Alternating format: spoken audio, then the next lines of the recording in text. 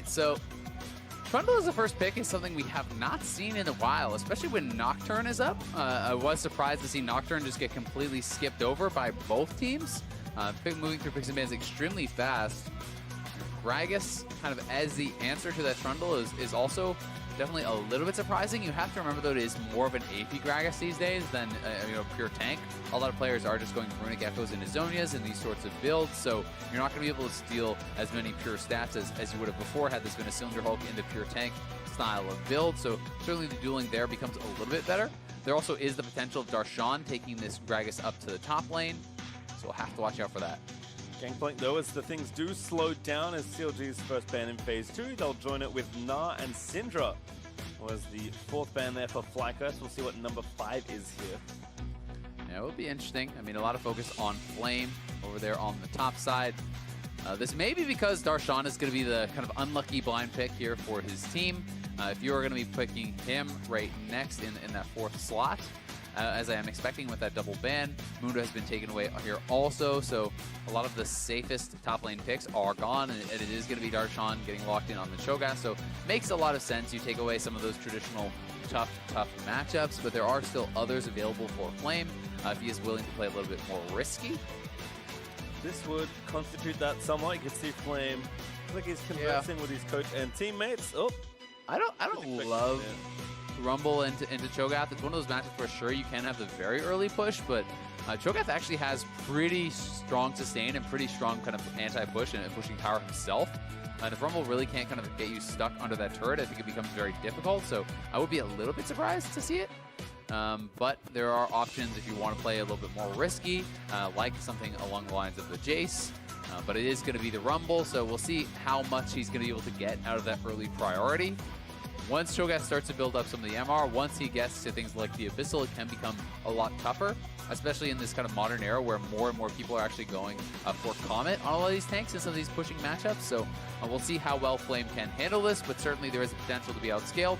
Either way, Trundle is going to be there to deal with ChoGath in later stages. Yep, certainly is, as Orianna is the last pick after Ryze Rumble there for FlyQuest. So very standard between these two. Maybe the Rumble sticking out there for Flame.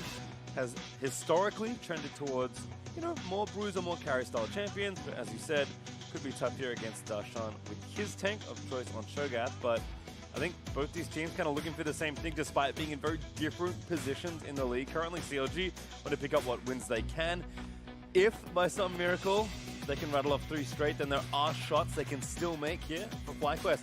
Again, looking to secure that playoff berth. You need a win here and then one more for sure, I think, gets them there, but no reason to lose now this late in the season, especially against a team that has been struggling all year long.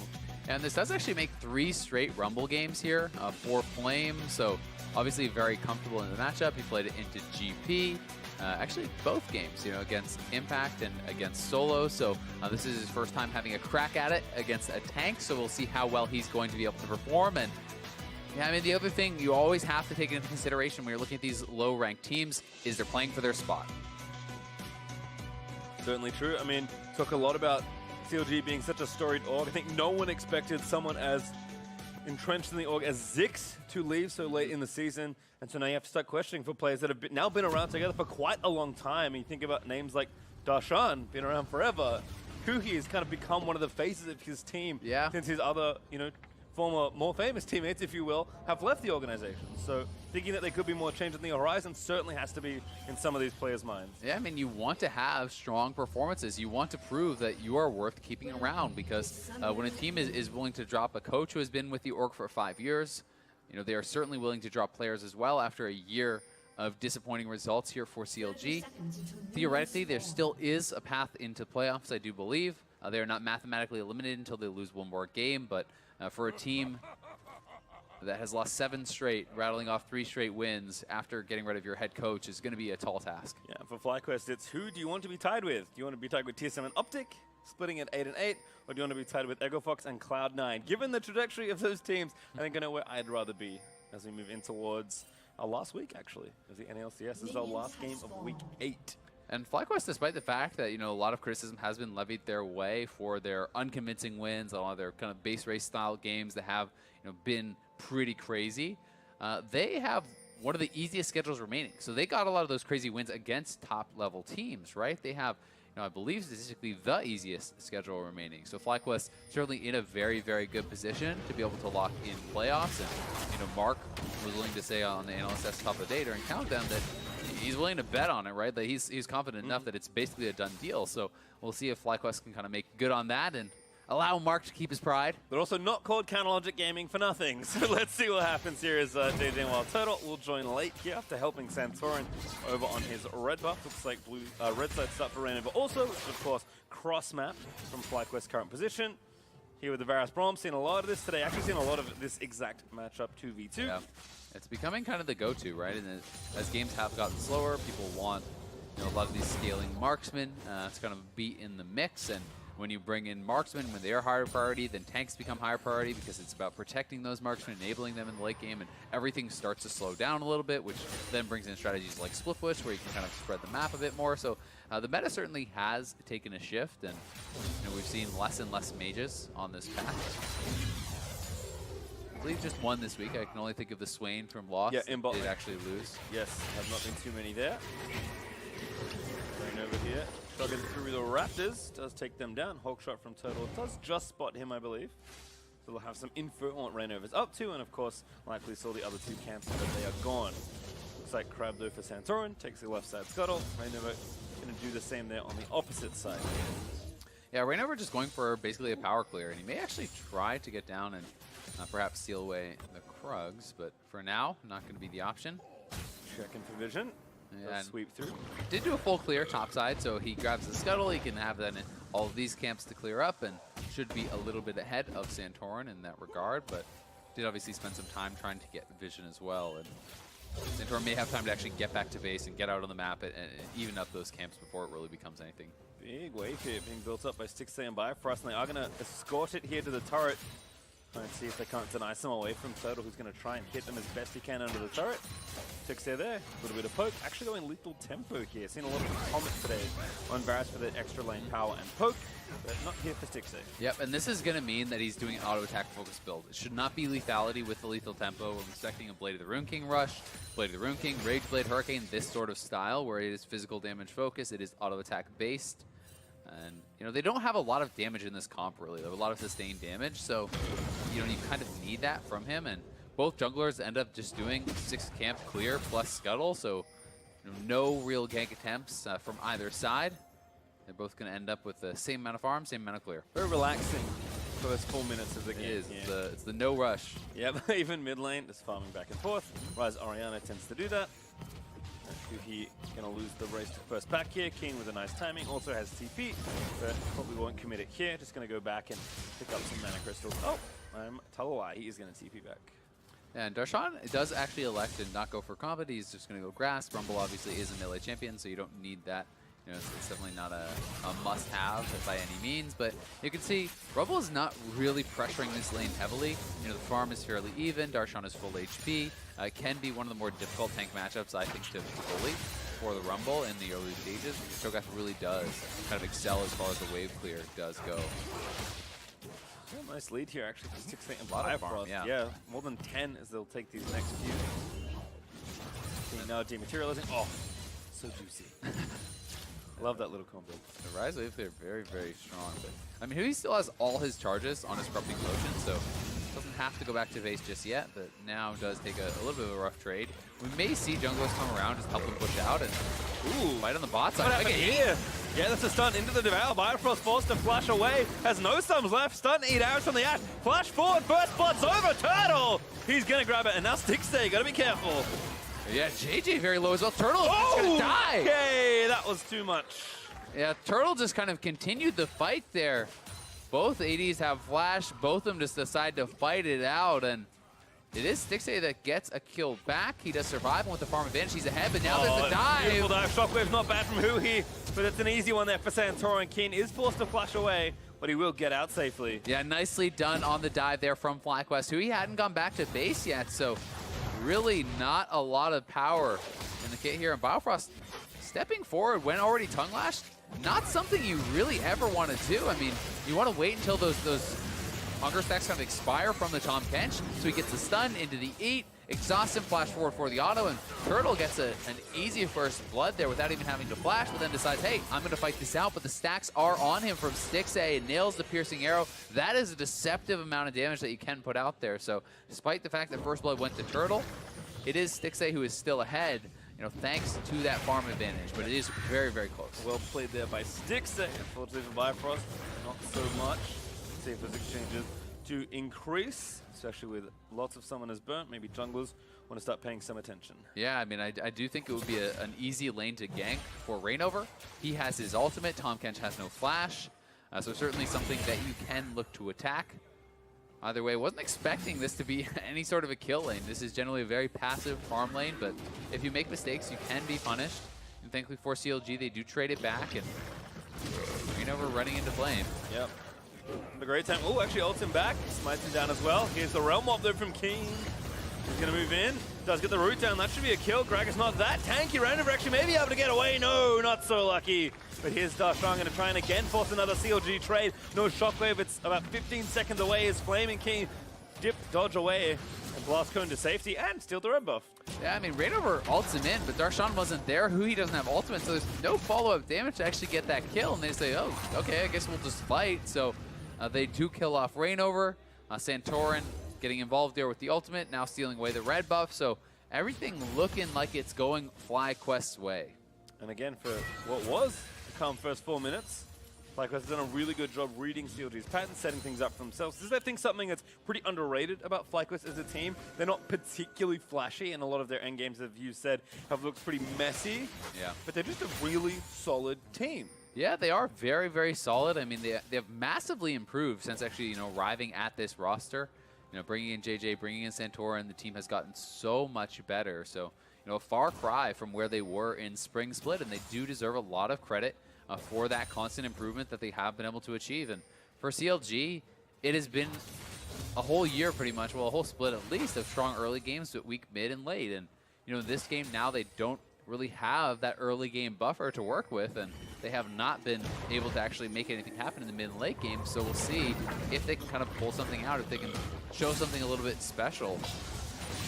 Nice there from Turtle to spot ReignOver. Also in general from the FlyQuest duo to suspect ReignOver's pressure, as he did hang out in that brush for quite a long time. But no success gank there. Flame also getting some pressure down here in the top.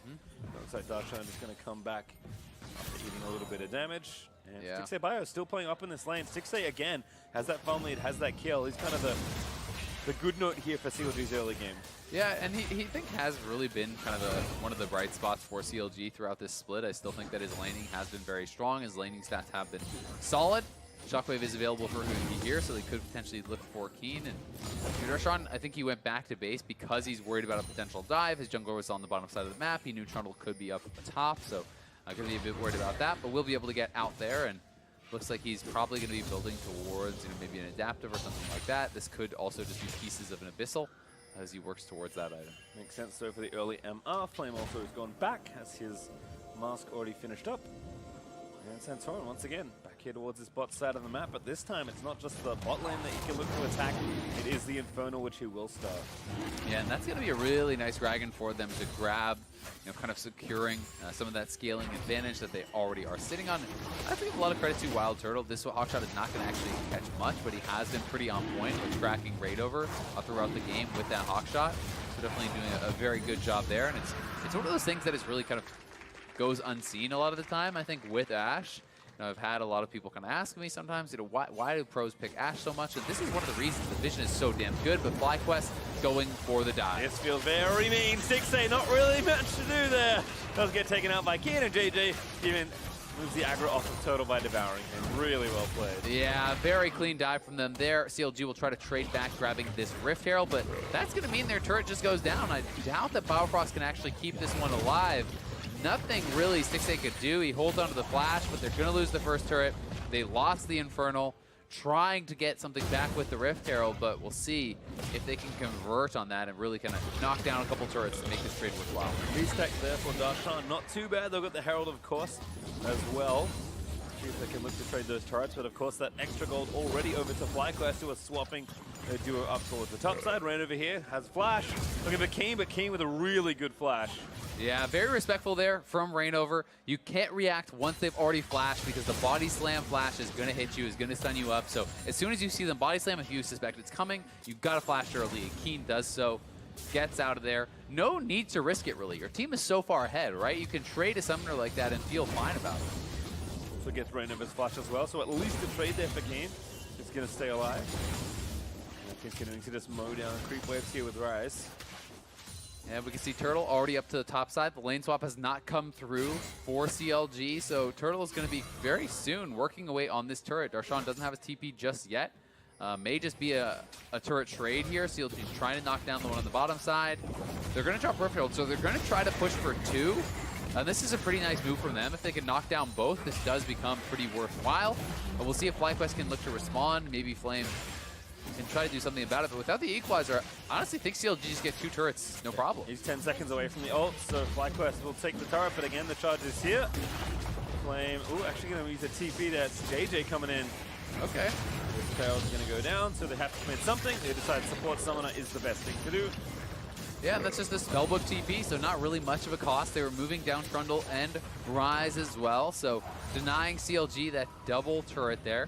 Still, ReignOver and the rest of CLG doing a good job getting something from that Rift Herald, which they really, really needed to do because they had lost a lot. They lost first turret, they lost Infernal, they lost the kill, so they needed to get some wins, and this is something to get them back on the board a little bit, but still, they are very far behind for this early on in the game. It's already over 3,000 gold. I wonder where he was That's going. pretty cute. But waiting for Santorin so they can steal the red buff on spawn. Cool little pairing there. And Santorin, yeah, he'll grab the red buff.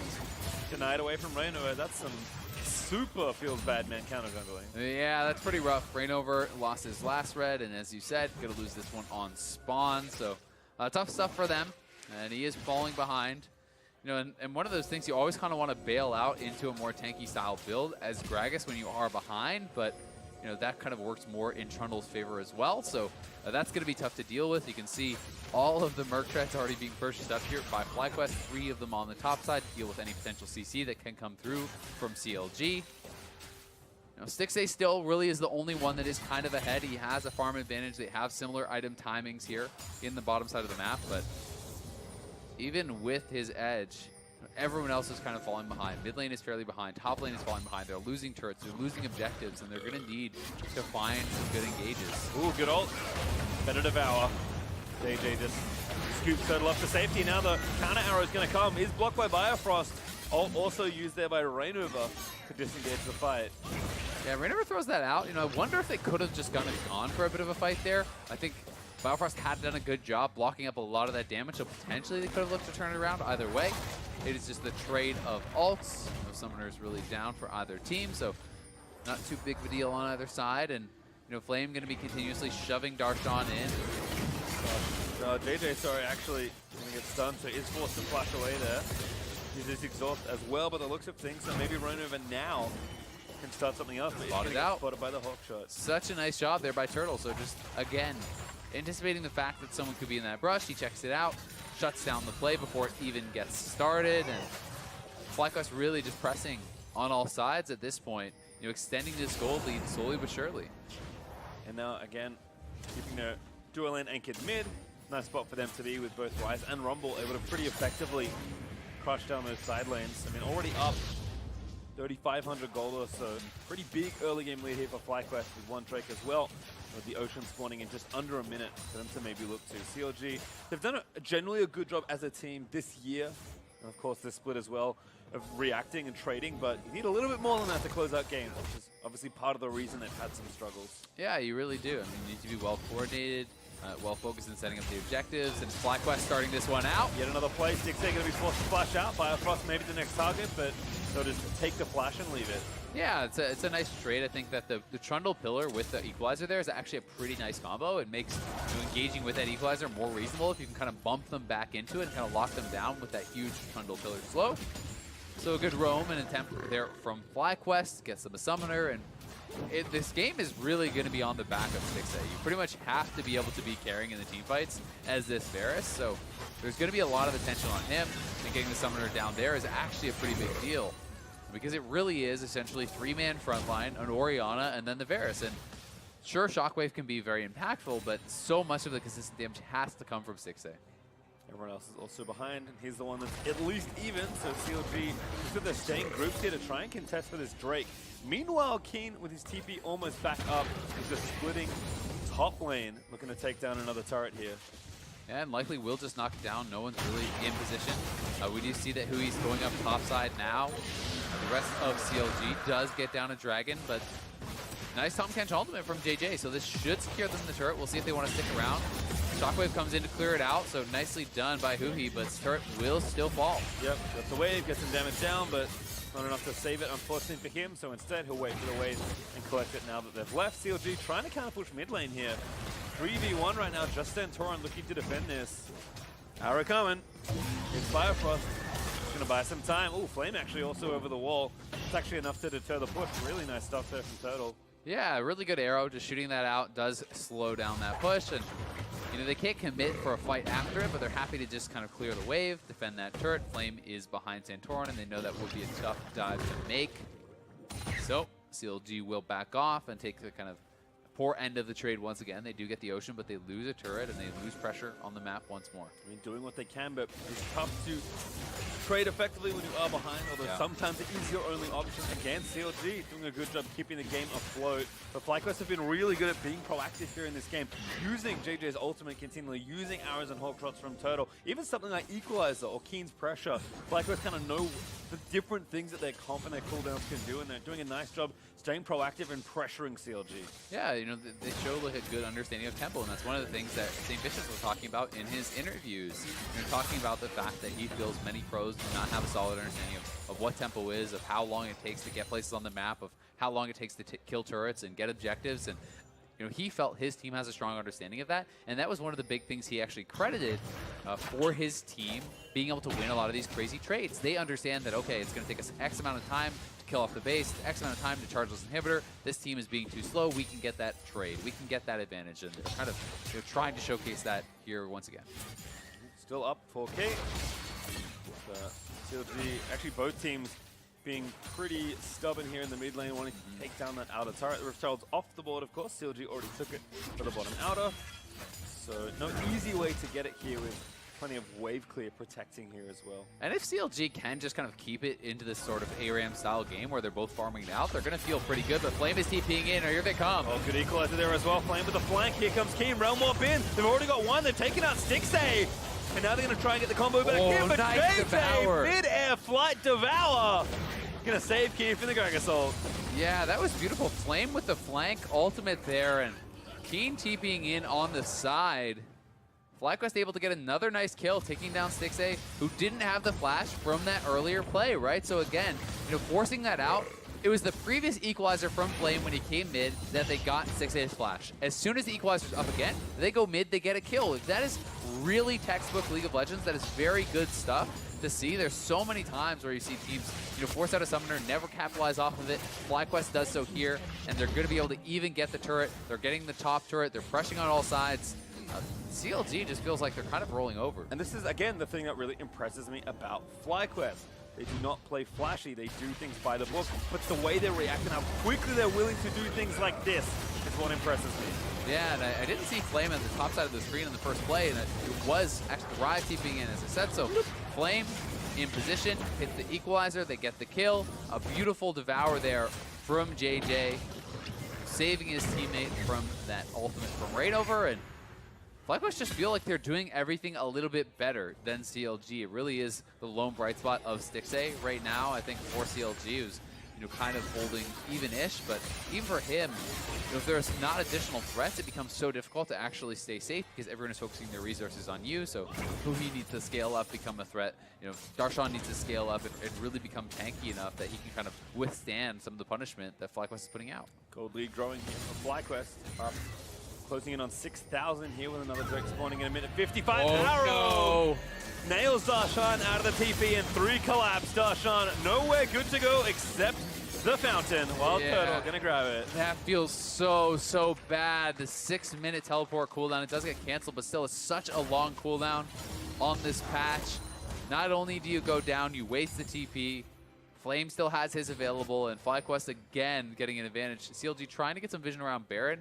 Worried about any potential Baron attempts off of that from FlyQuest, but for now, FlyQuest looks like they're happy to just continue farming, take their pick, and just continue pressuring on the map. I like that you say worried about Baron attempts, because I do agree with you, but for a second there, I thought it was going to be the opposite. Just rush the Baron, because CLG have to be getting frustrated. The 4-man Baron attempt at 21 minutes, with 7,000 behind. With TP-less ChoGath? Yeah, that's good. That would be pretty bold. I mean, but at a certain point, you know, even you talk about playing to win, at a certain point, your 5% play becomes the best chance to win, right? And CLG are not there yet. No. But they are, you know, they are getting closer and closer. When you're down 7K, when you're down in Infernal, when you're losing on all sides in a game like this, you know, you are looking at slimmer and slimmer margins the longer the game goes, because FlyQuest is farming both sides of the jungle oftentimes. They're getting advantages on all sides, and that just gets tougher and tougher and tougher. You're running a one true tank composition here. Trundle is exceptionally strong into one-tank teams because it essentially turns the Trundle into super tank himself while shredding Darshan. So CLG need to make a play. They need to find something. JJ's at it again. Down to the bot side. Darshan, who's still got no flash, by the way. Oops, on Turtle, though. Devour lined up. Turtle, though, steps out of there. They wait their time, and FlyQuest again play it so clean. Yeah, very well done. Right as Darshan respawns, he heads down to bottom lane. He gets ulted on, taken out. Stone play popped. Oh, nice equalizer going to cut him off. That was so good. Well, Stixxay and Huhi about to get womboed out. Flame, flash forward, takes down Huhi. Stixxay going to burn down as well. JayJ saves Flame, and FlyQuest make it look so good up against CLG. That equalizer from Flame was incredible, completely cut off their only escape path. There was no win situation there for CLG. They can't go forward and fight. They're walking back through the equalizer, getting absolutely shredded, and Keane following up with that Realm War. FlyQuest just take everything. And it was only a couple minutes ago I said they're not there yet for that 5% play. I think if you're CLG, you're ready to flip that coin. You're ready to take that low percentage play, because double Infernal, 10,000 gold lead, 23 minutes in is getting very bleak. And again, think about the decisiveness, that last little call there from FlyQuest. Bot inhibitor turret goes down, instantly back away. You know you don't have time to take that in here. Just go take the Drake. I can't really remember the last time I saw so many effective equalizers. Flame has been really on point, being very proactive. With this, you see once again JayJ ulting them down to the bottom lane. The Abyssal Voyage comes in. It is on WildTurtle, which makes it a little bit harder to pull off, but does get devoured up. Spat back into WildTurtle. They take him down. Then the push comes in. Watch this equalizer from Flame. It's just picture perfect. They have to retreat through that. Stixxay has to flash into the equalizer to try to get out. There is no escape for CLG. No way to win that fight from that position. And JayJ, even adding insult to injury, saves Flame up. They clean 4 kills for 0. Another turret. FlyQuest, we wanted the clean win, and they are giving it to us. Certainly. Personally, I would love to know how long JayJ's ult has been up since he had it, because it feels like almost never using it at pretty much every available opportunity. Again, FlyQuest in general, just playing them up well and being so proactive and aware of their cooldowns. It is wonderful to watch as Keane going to get the top side started once again. Flame also threatening with the TP, with the ulti onto that open exposed inhibitor. And CLG are left to do basically this. Hide in a brush in their jungle and put your pumps together. Yep, again, it's the 5% play. You're looking for something. It's hiding in a brush. It's hoping they throw a Baron. It's hoping that, you know, the wheels kind of completely fall off. For FlyQuest, not just once, but twice or 3 times or 4 times. Really to kind of get back into this. He did it again! Pressing the ult. Looks like ChoGath is going to die. As the flash this time does use it to dodge the arrow. Moral victory. He escaped. Bigger problems. CLG have almost lost their whole base. Yep, that is definitely a problem. They lost that bot lane inhibitor tower earlier, and now the full Baron vision control is kind of coming into effect here for FlyQuest. You can see so many wards around that area. Here we They're go. going to run more straight into the pit and right onto it. That ward is disabled by their pink, and ReignOver does know it's happening. This would be a way in for CLG if they can steal it. Let's see. This equalizer is so juicy. He's going to find it under 2. Flame is just going to find it out. They're looking to finish Baron. And FlyQuest do it. Flame, he is going to fall, but a worthy sacrifice. Yeah, that's what I call dying for the team there from Flame. He takes away any chance of a 50-50. He gives up his life, but he guarantees the Baron, and that is good stuff from Flame. Really heads-up play.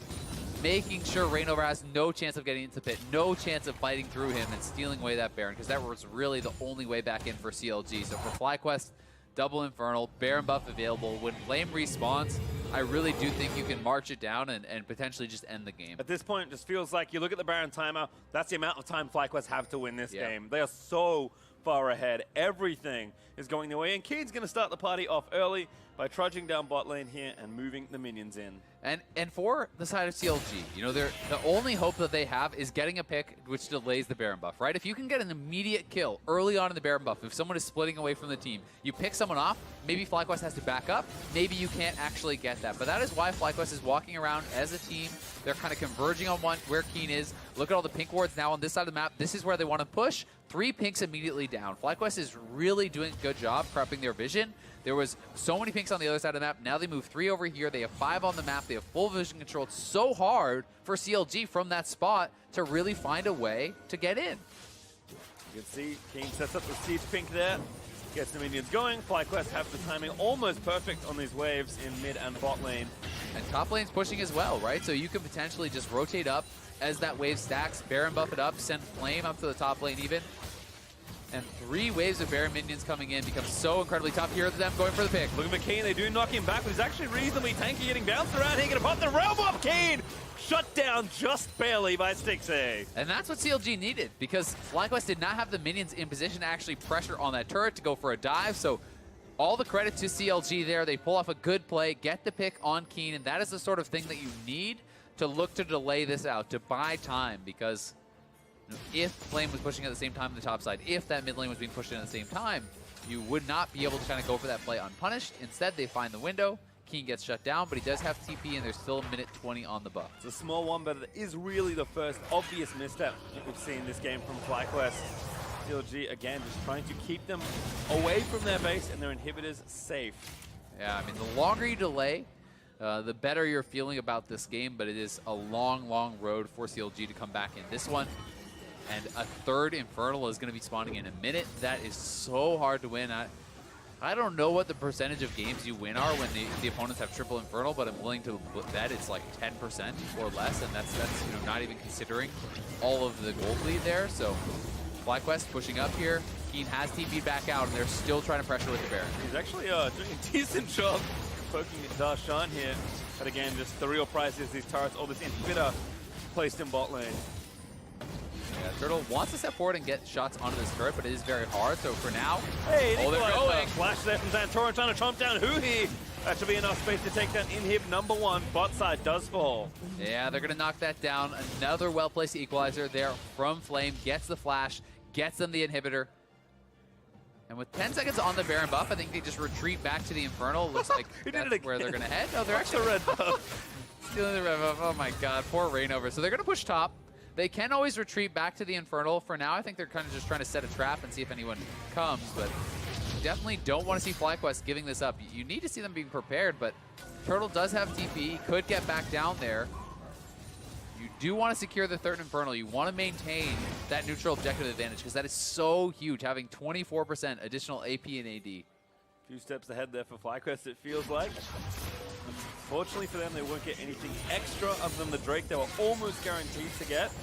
But still a nice move again. JayJ being proactive, using the ult. No, he's not going to need it until its cooldown is back up. So FlyQuest able to continue their pressure, threaten another inhibitor, but back off and just take the Drake when that doesn't work out. Yeah, and CLG wanted to walk 5-man strong into the Dragon Pit and hope for a miracle fight, but you saw as soon as they saw Turtle up on the top side, that is like flashbacks to all the base trade type games from WildTurtle and from FlyQuest, so they did not have the confidence to go into that. They decided to base, they decided to defend. Hey, we're trying to play for late, you're trying to play for scaling, but it's trying to do this very, very uphill battle, right? All the cards are stacked against them. Gave it. We talked about the 5-cent play at some point. I think we're well past that point. I'm not going to put a number on it, but it is low. Yeah. I mean, I give them maybe 5% chance to win this game. You could maybe win this game 1 in 20 times, right? But that 4.99. Yeah, okay, that's fair. but it's a tough one, right? And when you're looking at like a 5% game that's no longer in your hands, it's down to your opponents to really make repeated mistakes to kind of slowly claw your way back in. Because the only way you win this game is if it goes incredibly late. that is going to take a lot of mistakes, a lot of missteps, as well as a lot of great plays from CLG. Continued diligence so from FlyQuest. Again, Turtle using that hook shot. Just looking for CLG because he knows when you're 5% to win, your options are very limited. Yeah. The Turtle just making sure to shut those down as well. And it's tough. I mean, Stixxay was kind of that lone bright spot, you know, staying more or less even, but now it's WildTurtle on 4 completed items.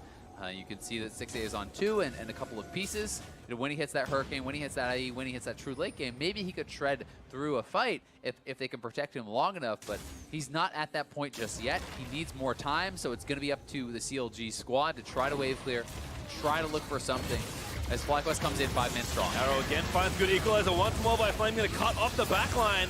FlyQuest though just looking for the turret. Darshan low, Turtle flashes forward, of course! Takes down Darshan, that's going to open up the mid in here. And they could potentially just end this. I mean, that's the tank down. Super minions are there from the bottom lane. They are onto these Nexus turrets. Straightforward is FlyQuest. We asked for a clean win, and it seems like they will deliver. CLG fighting, desperate in their base to try and keep their Nexus up, but it looks like it is all for naught. Flame flashes forward, gonna burn down Stixxay. CLG retreating to the fountain. ReignOver dead, Nexus exposed, and FlyQuest will end their week with a win.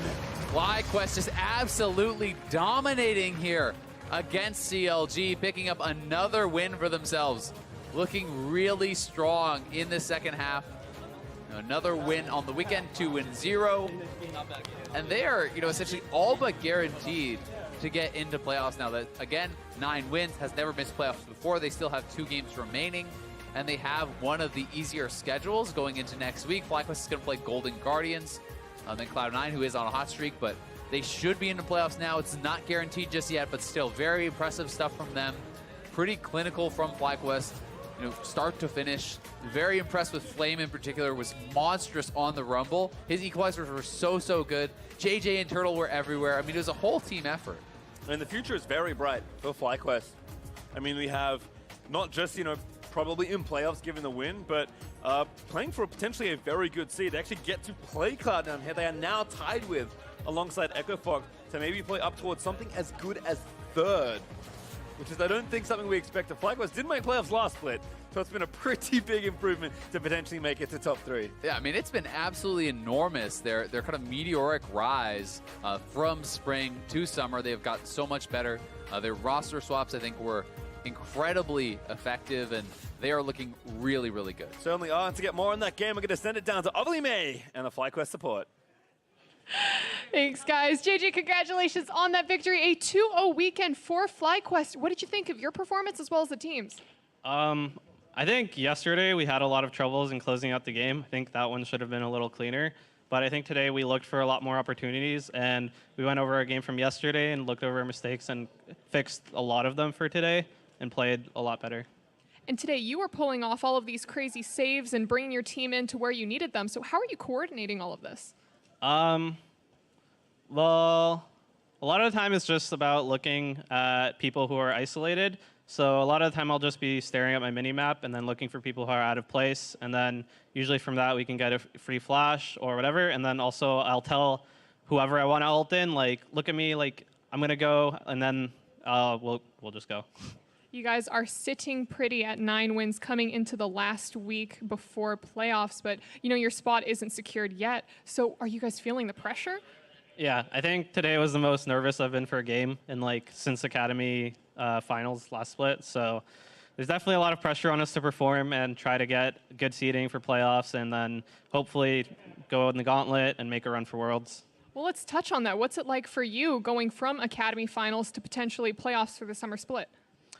When I joined the team, I wasn't sure how well we would do because of the team did kind of poorly last split, and I didn't think that we necessarily like might have what it takes. But I think we've been gelling really well, and as well as with Saint coming in, he knows a lot about the game, and we've been kind of developing our own play style, and it's working out really well for us. You have to give yourself more credit, because remember when Saint came in and when you came in, FlyQuest started up on the win streak. But JayJ, congratulations and thank you so much. And to wrap up the day, let's hear from the State Farm Analyst Desk. Thank you very much, Ovely. FlyQuest picking up another win to move to 9-7. Again, keeping that playoff picture and the race for the final 6 spots that much more interesting. A very clean win over CLG here. When we talked about teams that didn't make the top 6 last split and what they needed to do to kind of give us a little bit more confidence coming into the postseason here in summer, it was all about the cleanliness of the wins, right? Making the wins decisive and the losses close. You can't ask for anything more decisive than this, really. Yeah, this was just FlyQuest kind of beating up on CLG all game. I like their comp a lot. It's a pretty standard comp with the one kind of wrinkle being the Rumble up in the top lane to counter the ChoGath, as well as the fact that you're up against a double immobile backline means you're probably going to get some good Rumble ults over the course of this game. The Orianna pick was a little weird to me because traditionally you see Ryze as a counter pick to Orianna, as like a soft counter. Right. And so I was surprised to see them Huhi take that one. Yeah, and don't get me wrong, CLG had initiation in all 5 positions. They had a ton of CC, but FlyQuest kept the map spread out when they wanted it spread out and collapsed when they wanted to collapse. So they, like Mark said, beat up on CLG. That's the key, right? And Ovly had even, asked JayJ about it. Where did these clean engages and the grouping come from? And it's all about looking for isolated members, but with 5 engage tools on the side of CLG, it was more often FlyQuest, the team, actually pulling off the engagements. Right, and the map mobility on display there for this first blood, just being able to wrap around, and then they kept finding people in the side lanes. This one was initiated by Turtle himself when they kind of saw Darshan pushing and everyone else collapses, but a lot of them were JayJ as well, being able to ult people around the map and get these things kicked off for his team. Darshan in particular was the one who was getting the most taken out on him because they have a 1-3-1 comp with the Ryze, and you don't really have anyone who wants to match in the side lanes that well, and so you saw FlyQuest just abusing the comp advantage. And I would say JayJ probably had more Tahm Kench ults per minute than any other ever Tahm seen. Kench we've seen in the game. We're going to add that stat to the we actually post. can track that. I'm going to go check in our doc later. But That'd be very interesting. That's a very nice Rumble ult as well. Who Flame had been nailing Flame those had a number of very solid Rumble ultimates, topping the damage charts there. Turtle just behind him. But overall, again, that's the picture of a gold graph that you want to see for a team nearing the end of the season. yeah, the best game I think FlyQuest has played, this, as you talked about at the start of the segment, was not a FlyQuest team that had convincing victories. Now, we have to couch this statement a little bit because Counter Logic Gaming extends their loss streak to 8. Yep. But this was still a good win for FlyQuest. I think this is exactly what you want to see out of a FlyQuest team going up against a bit of a dead-eyed CLG. Yeah. I think is the way to put it, where it just doesn't feel like there was any fight in this game. You know, they, like Jet said, they had all these tools, and then they finally pressured the go button once after FlyQuest already had Baron, and they easily picked off the Ryze. And it was like, well, where was this for the first 25 minutes of the game? Right. Easiest schedule of all teams in the last 4 games. They already beat Clutch. They've beaten CLG. Next week, they kick it off with Golden Guardians. We'll look for them to do exactly the same thing against that squad before they have probably their biggest test over the 2 weekends against Cloud9. And I think that'll be a really telling match only because of how well Cloud9 is playing so recently that it becomes, a very uphill battle. A lot of people would probably favor Cloud9 in that matchup, even though they're equivalent in standing. Yeah, and even with 100 Thieves dropping a game and Echo Fox dropping a game and Liquid being at 11 wins, playoff buys are actually reachable if you really take care of business down the stretch. We have a very tight pack of teams in the top 7. Yeah, and it's still just like a playoff preview. You never know if these guys actually meet each other at some point, if they, depending on how. Right, we haven't even talked about the seeding and the matchups that would therefore, result from it. But when it comes down to the playoff race, some players bust out the pocket assassins, and others save their ultimates for the big plays. But then there are the players who use every key to set up an ally, just to say, I'm helping. Presented by State Farm. Now, in this game versus CLG, JayJ makes sure his team gets what they need on every part of the map.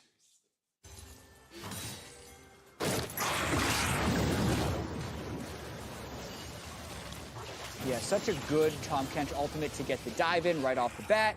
Then again, you get to see him from This was a creative one. all the way into red. Haven't seen many people on red spawn. If anyone do that, really. I love it. Yeah, using the ult for counter jungle, you almost only see it for rotations between lanes. That was a good use there for an actual objective. And here, the eke out of the knockback was another super impressive play out of JayJ. Definitely a big bounce back game for him because we had him on the desk. I think it was Azael. That's not quite right. That's not quite right. There we go. Hey, quick fingers. I like it. But yeah, JayJ was on the desk with us last week talking about how he had a Tahm Kench game and it took him like 20 minutes to figure out I should be ulting into side lanes. Right. And then he said, like, Saint's going to have some choice words for me in VOD review. Looks like he heard those words because that was a great Tahm Kench game. Yeah, as you said, using it on cooldown, definitely catching CLG out. I love the ingenious usage of it as well in that jungle to kind of both steal the buff away, starve the opposing jungle out of some XP. It's great. Now, looking at today's predictions, though, you two did not do so great. What happened today? Less Mark? great. Hey, they You guys kept my are- TSM. No. Wait a my second. TSM. Okay. We're gonna Mark have to make another. officially I don't know about Yeah, that. no. No, I don't think so. I was 200 witness to thieves. this. So Do we have any proof? Is there Yes. is there any proof I can get? the proof is submitted? me record sitting everything. here. All right, as the unbiased party. I Unbiased. You will do anything to make us look bad.